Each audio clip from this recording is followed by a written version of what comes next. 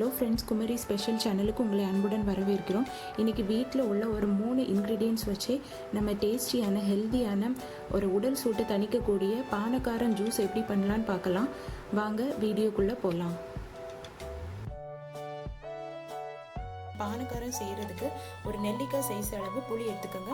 அப்புறம் ஒரு 2 சின்ன துண்டு கருப்பட்டி ரொம்ப உடம்புக்கு நல்லது. ஸோ நீங்கள் எந்த அளவு உங்களுக்கு இனிப்பு தேவையோ அந்த அளவு நீங்கள் இந்த கருப்பட்டி இதில் யூஸ் பண்ணிக்கலாம். அப்புறம் 1 கப்பு தண்ணி. ஃபஸ்ட்டு ஒரு பவுலில் 1 கப்பு தண்ணியை ஊற்றுங்க. அப்புறம் இந்த ஒரு நெல்லிக்காய் சைஸ் அளவு புளியை போட்டு நல்லா அதை கரைச்சி புளி கரைசல் ரெடி பண்ணலாம். இப்போ இது கூட அந்த கருப்பு கட்டியை ஆட் பண்ணுங்க.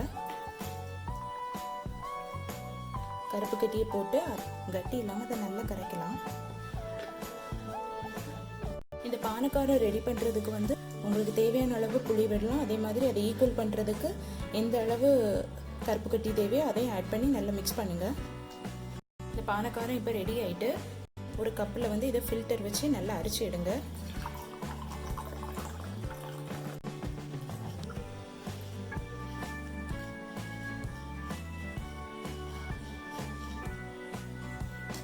ஃபில்டர் வச்சு நம்ம அரைக்கும் போது அதில் வேஸ்ட் எல்லாம் அந்த ஃபில்டரில் தங்கிடும். இப்போ டேஸ்டியான ஒரு நல்ல ஹெல்த்தியான உடல் சூட்டை தணிக்கக்கூடிய ஒரு பானக்காரம் ரெடி ஆகிட்டு இது கூட நம்ம ஐஸ் க்யூப் ஆட் பண்ணியும் குடிக்கலாம், அல்லது அப்படியே குடிக்கலாம். ஐஸ் யூஸ் பண்ணாதவங்க அப்படியே சும்மா குடிக்கலாம், அல்லது 2-3 ஐஸ் க்யூப்பு போட்டு அது எக்ஸ்ட்ரா ஃப்ளேவராக இருக்கும். ஸோ நீங்களும் கண்டிப்பாக ட்ரை பண்ணி பாருங்கள்.